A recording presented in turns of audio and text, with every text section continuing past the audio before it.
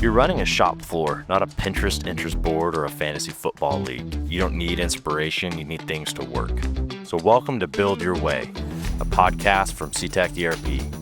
This is a show for manufacturers who are in it every day, from quoting and shipping jobs to troubleshooting quality and material shortages, all while staying a step ahead of what's next. We bring you stories from the field, lessons that stick, and strategies that actually scale to help you build better. Let's get to work.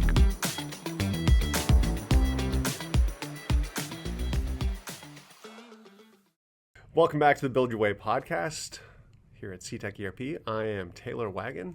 And I'm Scott Ryan. And this time, we have the Godfather, Brent Barton, employee, associate, CEO, co-founder. Happy to be here. So, so you're like hammering out code alongside this customer on the floor. For about 6 months.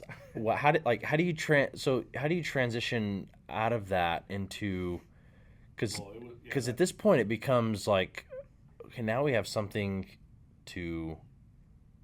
Now we have a kind of different product than we. Well, I mean, in the theme of our book here, we went from one disaster. We had like a 8-month period of tons of work, and then they'd fixed their problems. The customer was happy, and we were back to fix their problems, but you didn't fix yours. Correct. Yeah. We were stuck. We were stuck again. And so we, obviously we had some customers on our legacy. It's like the end of a Sherlock Holmes book. It's like we solved the case. Yeah. Now we wait for the next one. Yeah. 100%. Yeah. And the next one just didn't seem to really hit when you needed it to. And this is the problem with a consulting business, is you're always hoping that the next one is going to hit right in time, and it just will not do that. Yeah. So we ended up stuck again. Yeah. And, we ended up with no revenue again, and we ended up with no salary again. We ended up with no ability to pay. I mean, we tried some things that didn't really. We tried a lot of things, as anybody who is desperately trying to feed their, hungry children will do. It's funny. I try to explain like how enjoyable it is for me to go to the grocery store now, and I put meat in the cart. I just can put meat in the cart now. Right. Instead of just rice and beans. Like that strikes some people as very funny, and for me, that's like. No, like I'm gonna just cry a little bit over here in like the aisle filled with meat, and I put stuff in my cart, and I'm just so happy. And my kids are like, "What's wrong with that?" Man, that one still hits. I don't think I'll ever stop on that point. Yeah. So we were stuck again. Is what's funny, and like what are we doing? We can try to sell this thing that we have, and maybe, but nobody's buying it. It's not enough. It's not compelling enough. So we made the fateful call to attempt to convert all of this legacy code that we had to non-legacy code, to more modern code with a database at the back end instead of weird, file storage and all this stuff, and move ourselves out of a company that billed time to being a product company that just had a product. Which is a big decision. And that was a hell of a mountain. Yeah. I know others have been successful at this, but I think generally like switching your entire business model from a services to a product company is probably less than successful most of the time. Yeah. Luckily, we still had those like legacy customers that were helping keep the doors open, but by way of every month it was like less and less. And if you know anything about the history on electronic distribution, around that time, like it got difficult to survive because by the way of distributors, like the big guys just came in and bought people up because it was a game of numbers. So every time that happened, it'd be like, oh, lost another customer. Oh, lost another customer. Lost 4 this month. It was like that kind of a thing. So the writing was on the wall. Yeah, for sure. Yeah. Cool. So you make this decision, and then you switch from at that point, you make that shift into startup. where in today's age, you go put together a pitch and you work on how to get it down to 7 seconds, and you go look for 7 seconds in heaven. you go look for VC money. You go look for investors, some people to float. We did talk about that. Yeah. And I think we even talked to a couple investors. I remember dragging you to a lunch with somebody I knew, and they were involved with a capital firm here in Austin, Texas, and they were, shall we say, not encouraging for our prospects. They were not. I mean, the ERP industry is notoriously terrible to start into. Selling is nearly impossible. You've not found a niche. You've not and the tech mountain to climb is so high. Yeah, it's so high that the number the capex in for the average team is extraordinary. Kind of zipped right past the fact that to do all the things it took to get a full functioning ERP and the amount of code and time, that was not an insignificant amount of work and time. Oh yeah. And now we have this product that's untested effectively. So you can't sell it. But the team size you're going to take, and then who's going to validate it? How many people are you going to need? All this that's not a compelling pitch. So we kind of caught another break. What I would say is that one of our legacy customers changed CEOs and kind of came in and was like, what is this legacy Cetec stuff? This is for the birds, basically. And I was like, well, we have a new version. Back that up. We had spent years writing already. Oh, yeah. We're already years in now, because that was 2014. Yeah, we're years in. Squeaking by. 4 years writing enormous amounts of code. So why continue this? This capital company is you guys are idiots. We're not backing this. You have families. I don't know that I have a good answer. Yeah, I don't have a great answer either. My best answer is I didn't want to fail. I think my best answer is just stupidity. Yeah. Which, if that's my best answer, I think stupidity applies to my answer as well. Cheers. It's there's not really a good answer. We were invested too. There was a little bit of pride, I would say, probably as well as a result of put a lot of effort in this thing. This is the era of us going to check the mailbox to see if we did get a check for the work that we had done for somebody for some tiny thing to string their existing legacy project along because they don't want to upgrade to anything. Yeah. And what we were talking about with Jordan, where he's trying to sell this halfway product that nobody is buying. Yeah. And they were difficult days. Yeah. And so we go to the mail and really hope the check was there that they'd promised us. And when it was, we were overwhelmed. Great. Yeah. We can pay ourselves this week. We can pay this week. For work we've done, we're just waiting to be paid, right? Yeah, it was a tough go. Yeah. So getting that caught back up to the situation where the CEO switched to this company, and he's like, "This is not going to work, this system." And we're like, "Well, we have this newer version, but got to warn you, you're going to be the first guy to run it. You're the first." And a combination of maybe him not completely understanding, or to the extent he did understand and didn't care. We didn't necessarily care because we worked it out and we did it. He said, I'll tell you what I don't want to do is an ERP conversion. So if you have a newer version, that is going to be infinitely less work for my company than switching to a new version. And I will take the pain of being the first if you guys will be responsive on support and really a part of the team. Mm-hmm. We're that we can do for you. So he said, great. We went there. We did the conversion. At the end of day one, he's like, this is the smoothest conversion I've ever been a part of. Let's go get beer. So we went out. We had a beer with the guy, and Barton and I were holding our beer. It was sheepishly terrified of what we don't know that's going to go wrong. Yeah. And then everything proceeded to go wrong. That could go wrong for the next 3 months. 3 months. And we did our part of the deal where we were like, I mean, this is what set this, like, how we do support that is so unique for ERP systems, where you can, like, you get a support plan, you can call, you can email, and people complain.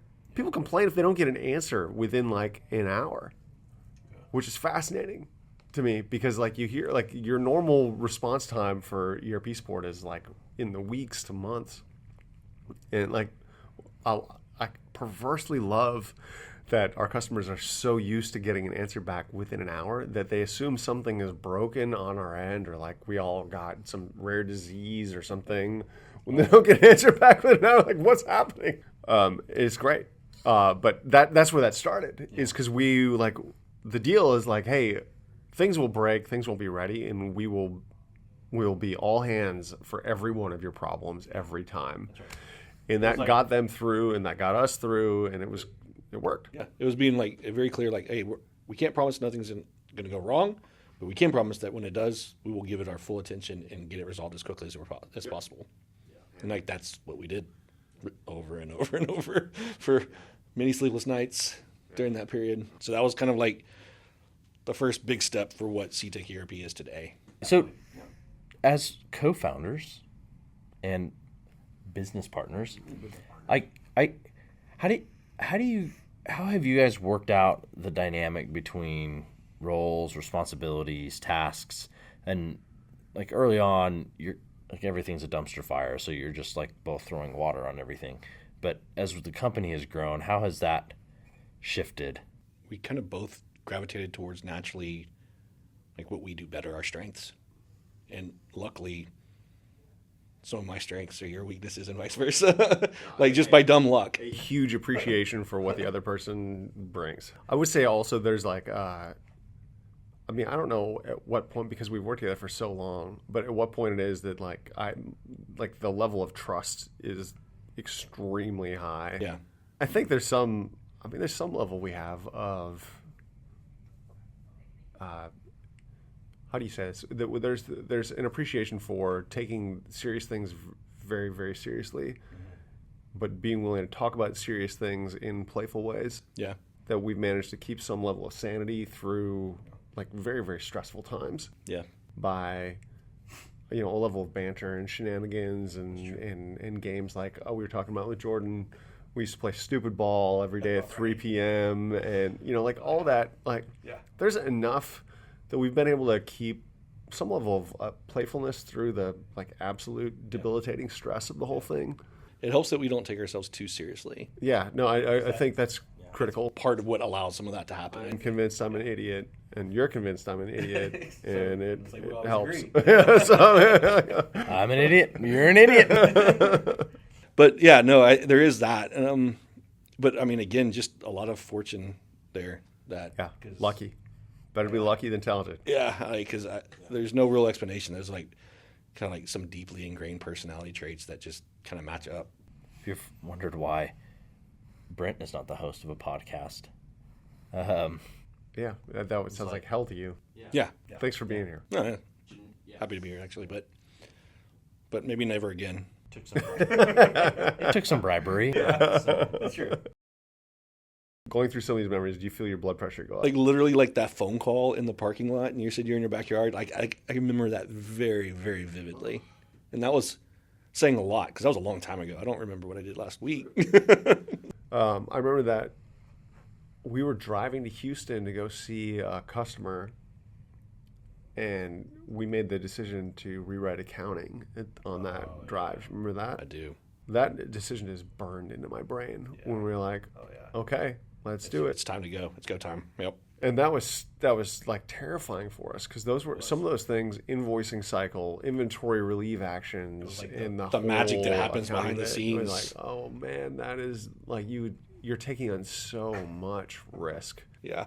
This is the why would nobody want to back an ERP company? Right. Why would nobody want you want to buy an existing one? You don't want to start one. You don't want to fund one. It's an infinite technical hill. Yeah.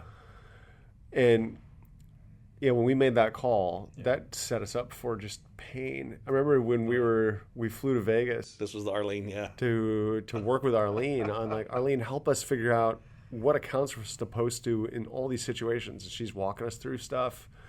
because we pulled accounting code from elsewhere that we had earlier, kind of side hustly, but we didn't have all the mappings for the transactions that we needed. Right. So we had to do that, and we did that mountain climb up there. Yeah. I'm pretty sure that's when we definitely proved Arlene that we're idiots. We're idiots. Beyond a shadow of a doubt. Sorry, Arlene. A whole week of working with her every day. And I was like, y'all don't know what you're doing, clearly. I was like, okay, so wait about the debits and the credits again? Okay, I have another personal question for you and Taylor.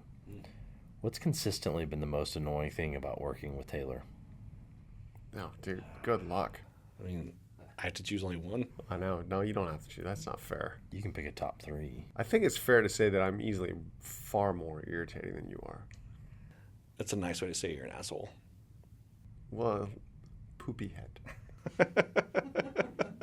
That's a nice way to say it, too. In the words of somebody that told you after being hired here, you guys are a bunch of nice assholes. Yeah. When that's actually a good distinction, because you are a nicer asshole compared to, I don't know what the term to represent the others are, but Not nice. yeah.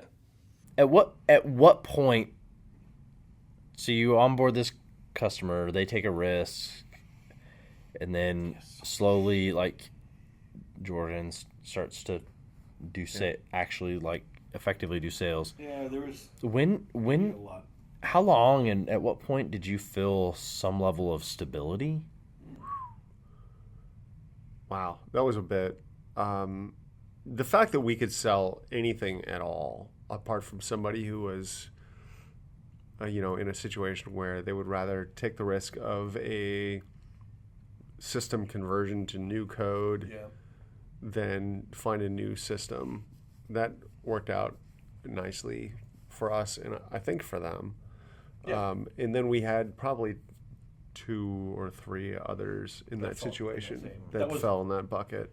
Which was good for us to get through those, but that's still a big step away from selling something. Big step from proving yourself in the market. Correct. Or having any confidence that we felt stable.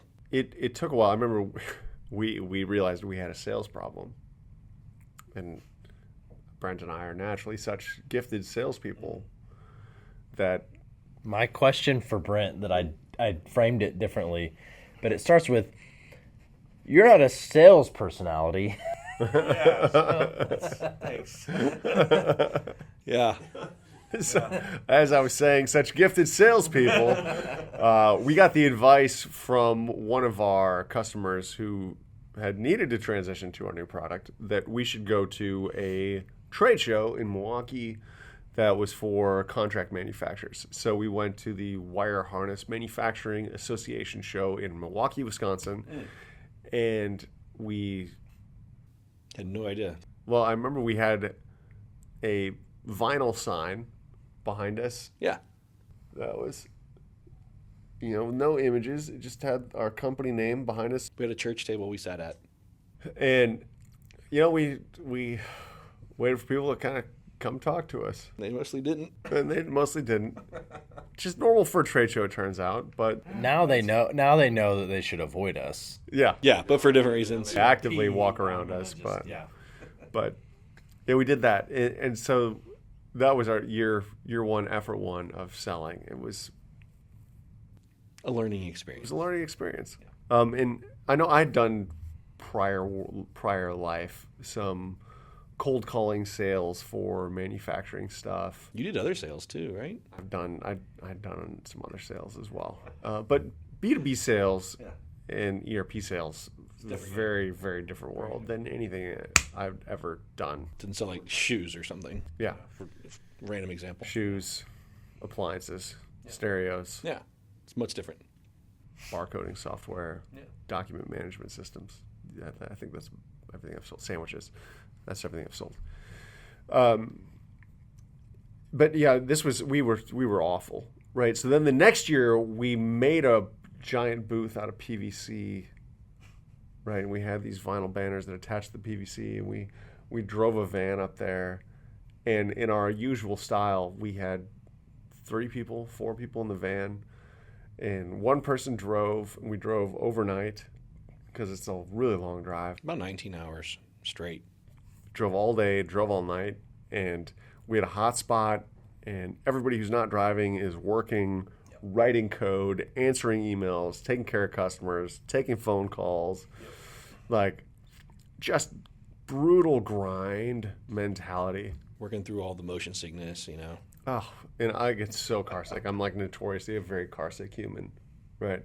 So like typing and working and doing all this, like I'm ready to just vomit for 19 hours straight. But this is just what you have to do. It's what you have to do. So you do it. So we signed up somebody in the booth that year. They put their credit card in. They had an instance. We'd made it so easy to sign up and create an ERP instance. They did it right there.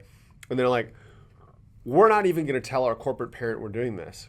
Because it is so cheap, we can just call it lawn service on the expense reporting. It's cheaper than the lawn service for the ERP system we're going to use at this manufacturing facility. That was And we were like, was gold. We felt like, oh, we've finally unlocked sales. By way of charging the customer less than they're paying for their lawn service, but we were still happy. We were still happy. Yeah. And that is a goal. Like, how cheap can you make it? Yeah. And still get by. Well, and it's like, how do you generate momentum? That's a really difficult thing to do in most things in life, actually. I think the point at which I felt that for the first time is I flew to a go live for a project that I hadn't done anything for. And it turned out that it was a contract manufacturer that had failed and the bank had taken ownership of it. And they had sold it to somebody who bought failed businesses and turned them around. And they had chosen Cetec because Cetec ERP was the standard choice for contract manufacturers. That's not that long ago. It was pre-2020. I think it was 2018. And I got there and I was like, we've done something. And that was great. That was notable. And then they're like, hey, do you guys do lumber processing? Because I'm rescuing a sawmill in these northern woods. And I was like, probably could. And he's like, no, I only want to buy whatever the standard for the industry is.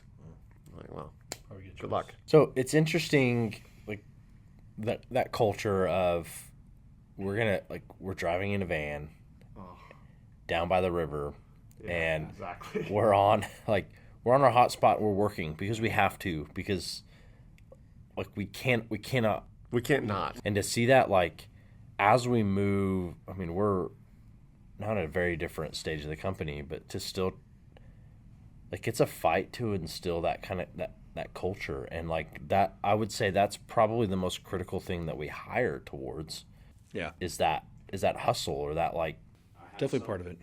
Some innate desperation to I know on the hiring side, you and I have kind of split up. We're all trying to do the interview lunch, and you do the onboarding lunch. Yes. Yep. That's worked out well. You and I often do interview lunches together.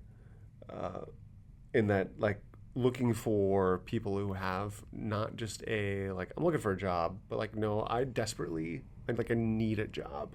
That has always been a thing, because culture wise, who we are is we showed up here not because well, man, I've got 4 offers. What are you going to do for me? Right. It's man, nobody's taking me to prom. Yeah. I'm sorry, I'm not going to prom. I need somebody to I will Can I take my dog? Can I take my hamster? I need this thing. We've never. I mean, there on the developer side, there is a technical ability, but even there, it's mostly it's more the hunger. Yeah.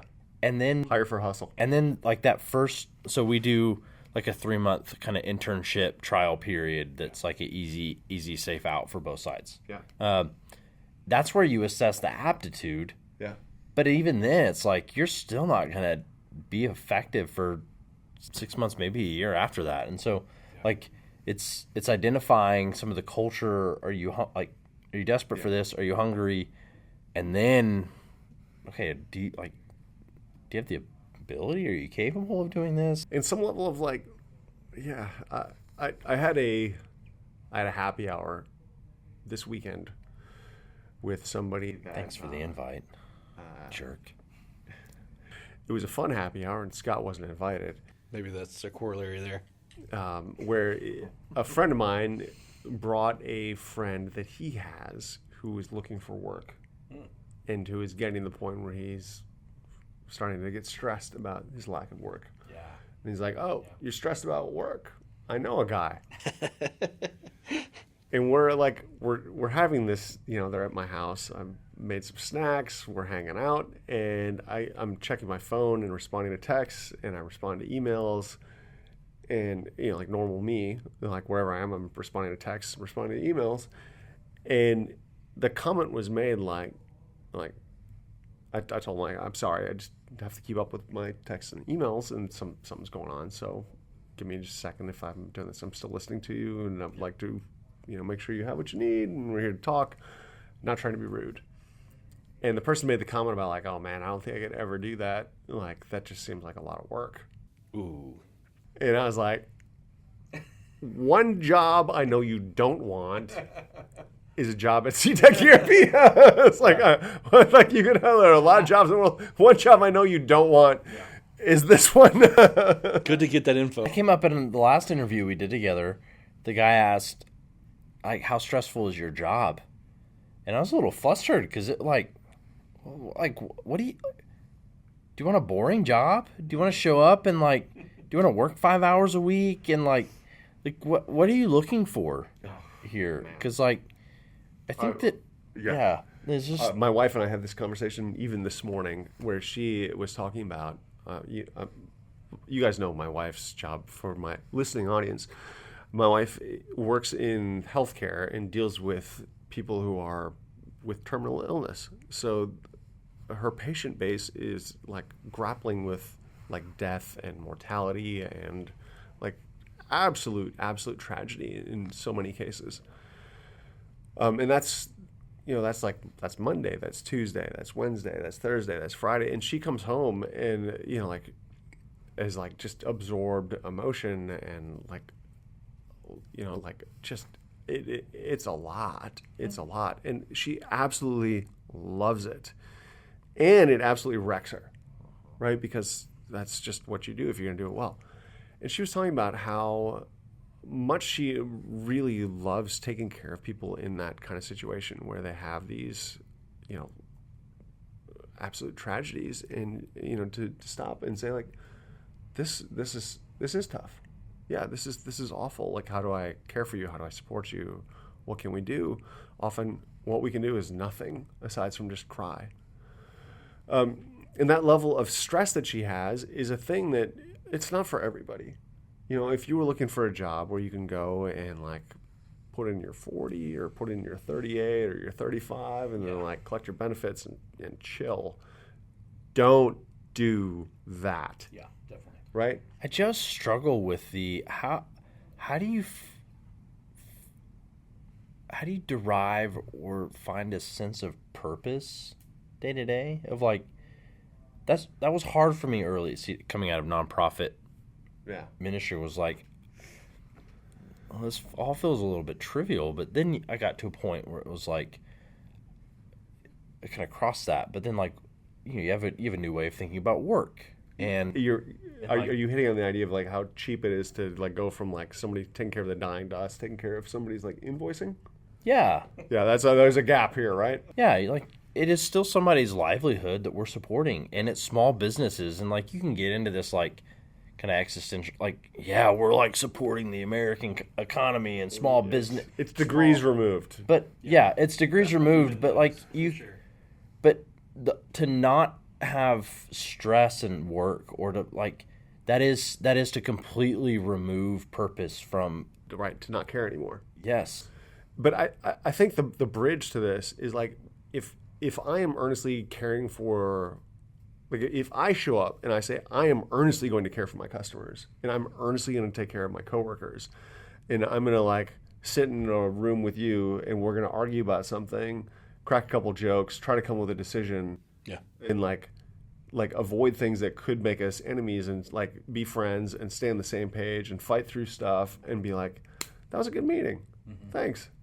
really enjoy working with you. I really enjoy working with you. Really enjoy like fighting through this stuff. And like we're earnestly taking care of each other and taking care of our customers. And like when we are showing up to take care of people, I think you get some level of like the stress is here, and also like the meaning stays apart. Even if it is like, what are we doing? Well, I don't know.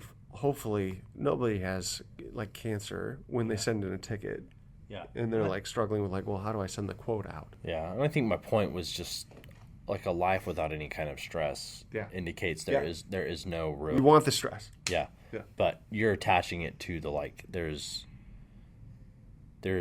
like a greater meaning around that. So it's not meaningless stress. Yeah. So like all this, to circle back to Brent, is like this feels good.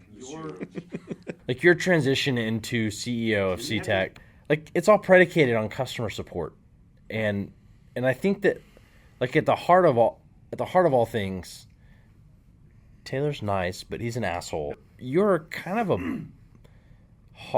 a bleeding heart around customer support. Like I want the customer to like you, not even like me. I don't know how to phrase it that way. I want to solve their problems. Like I want to solve their problems. I think that's ultimately the driver. You are absolutely the nice guy. Yeah. Yeah. Until a customer. Well, we all have our limits. So yeah, but once they've pissed you off, they're cooked. Yeah, but I'm still pretty tolerant on that scale. No, you're definitely the good one. Yeah. Yeah, and up to a point, which is always like, ooh, Brent's in dad mode. Once you've upset Barton, there's no hope for you. There's nowhere else to go. Yeah. Well, and that's my point of like, I've usually gone beyond a point of it's an absurd. Like the jury would have convicted you at that point, Thanks for listening. So far, this is part 1 of our in-depth interview with CEO Brent Barton here at Cetec ERP. This is the Build Your Way podcast. Thank you for bearing with us. Thank you for listening to us. If you have anything you want us to talk about or address, send us an email, podcast@ctecherp.com, podcast@ctecherp.com. And until then, continue to build your way. Thanks for listening.